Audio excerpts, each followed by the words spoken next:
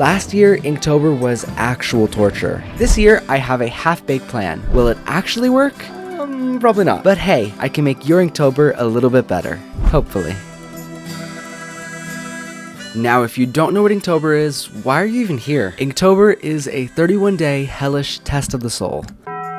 You'll have 31 prompts to make 31 drawings. Number 1, what prompt list are you gonna follow? I prefer to follow the official one. I'm perfectly okay having some prompts I'm uninspired by, because brainstorming to make it work is part of the Inktober challenge, at least I think so. But if you can't stand the Inktober official prompts, there's tons of other prompt lists that other people make and post. You can even make your own if you want to. I like to follow the official one, but to each their own. Now, we have some prompts. How are we gonna keep everything organized? I know a lot of you are stressed out thinking about how am I going to keep track of all that, how am I going to handle it. Cool down, don't worry, right now we're just going to open up a Google Sheet and write down all of the prompts. Super simple, very efficient. I did make sure I came up with at least one idea for each day of Inktober, that way I have a direction that I'm going in for each day. So not too much prep, nothing too pretty, but it works. Something that can be a little bit crazy though is trying to get supplies for Inktober. If you're doing like physical real world stuff, it can get a little bit expensive, but that's alright. Just make sure your canvas is small. When I was younger, everyone used to talk about the Micron pens and how amazing they were, but I didn't really get the hype because they're not good, so I wouldn't suggest those if you're looking to go pen and ink. If you're not doing ink, will you be doing pencil, paint? If you're doing paint, that's crazy. I do want to use ink one year, but this year I'm doing digital. And speaking of supplies, I ordered a new tablet, like a display tablet, so I have a screen and can draw on the screen. I would love to show it to you guys if I had it. It still hasn't come in the mail. I've been waiting so long for it. But if you have your tablet, use it. Do what I can't.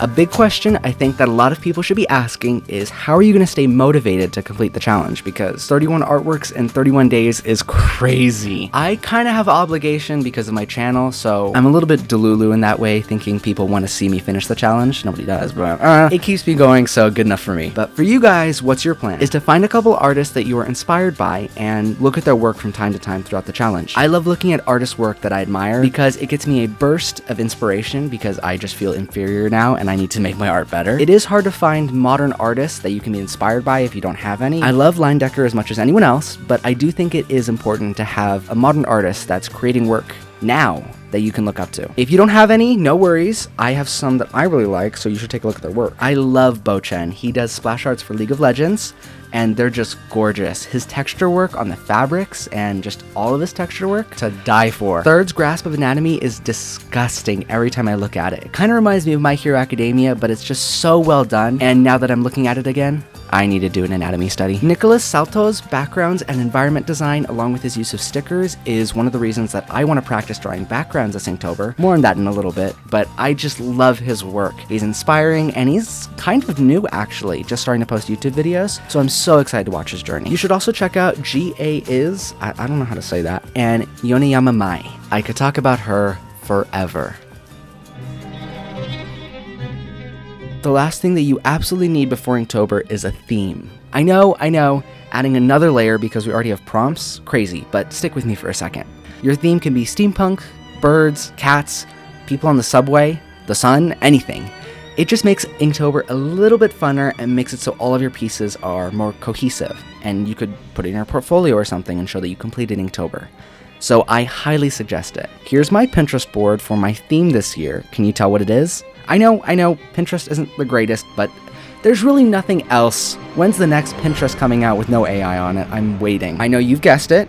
My theme is something Art Deco, but it is Decopunk. If you don't know what it is, no worries, because it is a little bit more of an obscure style. Decopunk is Art Deco meets Dieselpunk with VHS player technology, and I love it. A game that has this style is BioShock. Oh my goodness, every time I look at Rapture, I just fall in love with Decopunk again.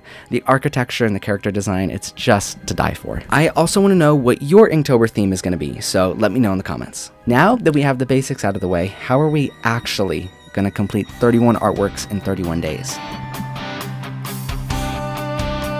There's just not enough time to do Inktober, that's a fact. Between friends, family, eating, cleaning, your job, so that you don't sleep on a Spike Park bench. I honestly don't know how I'm gonna make time for it, but first things first, I'm canceling all of my October plans. I'm going radio silent, and I am returning to the Stone Age. That's me, the short one, the short one. There's just not enough time in the day to have a social life or eat, so I'm retreating from the public and staying inside my man cave. And if this is your first Inktober and you want to participate, why? No, but actually why? I say you should do it for the accolades, the bragging rights, the shoved in your face I did speech in November. Most people do it to improve their art. Obviously, we're on borrowed time, but how are we supposed to complete an artwork every day? My plan is to not spend any more than 2.5 hours on any given artwork. Any more than that, and I'm working overtime for a company that doesn't value me. But I also like the time limit because it makes sure I'm working quick and efficiently, because I don't do that with my art. I also have to edit and post my videos, and I'm gonna try and limit that time to half an hour. So the total time I'm gonna be spending is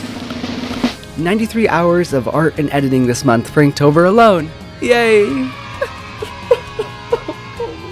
But I highly suggest for you to pull out your phone and have a time limit for your drawings. That way you can stay a little bit more focused. Another idea I have, so that we aren't scrambling with 4 pieces due on October 31st, is to try and get 2 artworks done on a day off. I know it's all about doing artwork each day, and yeah, I get it. But this is a marathon, not a sprint through the park, and I really don't want to get mad at the cute LPS pug on my desk again. His name's Johnson. I yelled at him last week.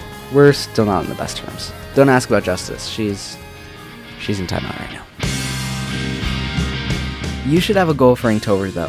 Whether that be to improve your line art, values, composition, or color, you should pick 1 or 2 and try to improve them. It really is the perfect time though, because quantity over quality. Yes, hold on. Quality is super important when doing a study, and it's important to have those sit-down sessions where you really dive into it and make sure that you're doing the highest quality work you can. But just finishing pieces and practicing what you're looking for is also really important in my opinion, and Inktober is the time to do that. So pick 1 or 2 and just try and do them on every single piece, alright? Personally, I want to improve my backgrounds because I don't draw backgrounds 90% of the time. And when I do, also want to work on my color skills. I want to try and use more desaturated colors, because typically I go for the analogous or complementary color scheme, and it's been getting kind of boring. Saturated colors are great and it looks good, but I keep seeing these desaturated colors from different artists and I'm just falling in love. So I really want to try that this year. Now you have a complete overview on how to prep for Inktober.